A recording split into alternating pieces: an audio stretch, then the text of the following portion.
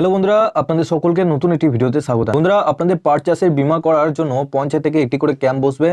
আপনাদের মধ্যে যারা পাট চাষ করেন সেক্ষেত্রে আপনাদের একটি করে ক্যাম্প চালু আছে এই বীমাকরণের জন্য।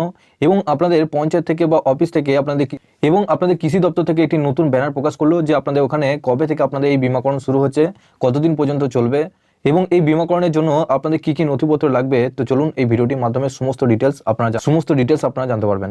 তার আগে আপনাদের কাছে একটা রিকোয়েস্ট করবো, চ্যানেলে নতুন হলে চ্যানেলটিকে অবশ্যই সাবস্ক্রাইব করে বেল নোটিফিকেশনটি অল করে রাখবেন এই ধরনের নতুন কিছু আপডেট সবার আগে পাওয়ার জন্য।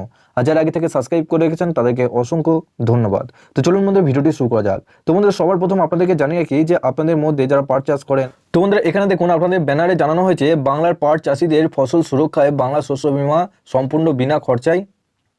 আপনাদের প্রিমিয়ামের পুরো খরচা দিচ্ছে রাজ্য সরকার। খরিফ 2024 মরশুমে পাটের বীমা করার জন্য বিজ্ঞপ্তি জারি করা হয়েছে। আপনাদের 1 এপ্রিল থেকে 2024 থেকে পাটের জন্য বীমা করার নাম নথিভুক্তিকরণ শুরু হবে। অর্থাৎ আপনারা বুঝতে পারলেন যে আপনাদের 1 এপ্রিল থেকে আপনাদের শুরু হচ্ছে এই বীমা করার তারিখ।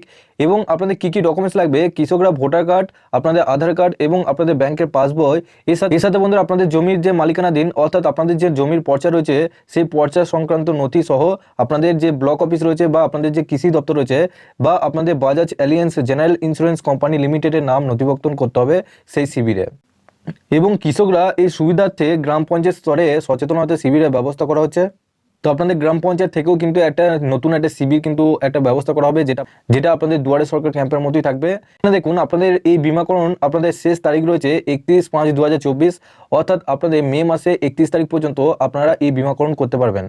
এর সাথে বন্ধুরা এখানে দেখুন আপনাদের আরও জানানো হয়েছে বাংলা সোনার আওতায় পাট চাষিদের নাম নথিভুক্ত করতে বিশেষ উদ্যোগ নিল রাজ্য সরকার। কৃষি দপ্তর সূত্রে জানা গেছে প্রতিটি গ্রাম পঞ্চায়েতে গ্রামীণ 1 এপ্রিল থেকে 31 মে পর্যন্ত 2 মাস লাগাতার বিশেষ শিবিরের আয়োজন করা হবে।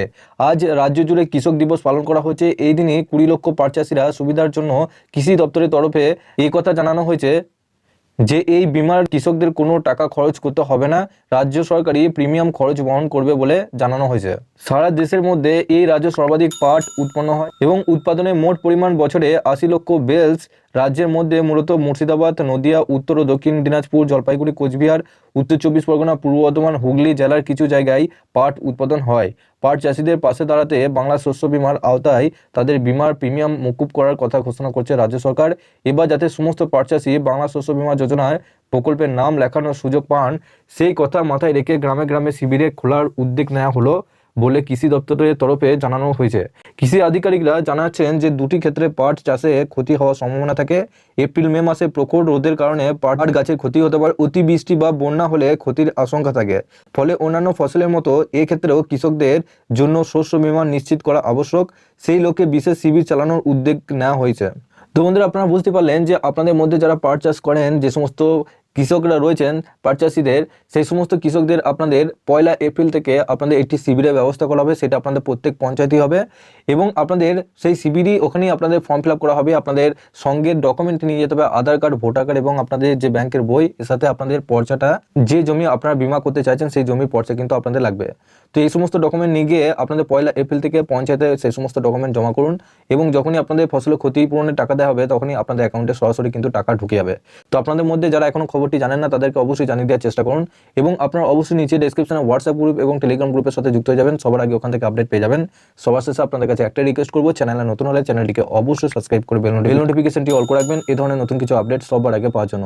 আর যারা আগে থেকে সাবস্ক্রাইব করে রেখেছেন তাদেরকে অসংখ্য ধন্যবাদ। তো চলুন বন্ধুরা, পরের ভিডিওতে দেখা হচ্ছে এরকমই নতুন কিছু আপডেট নিয়ে।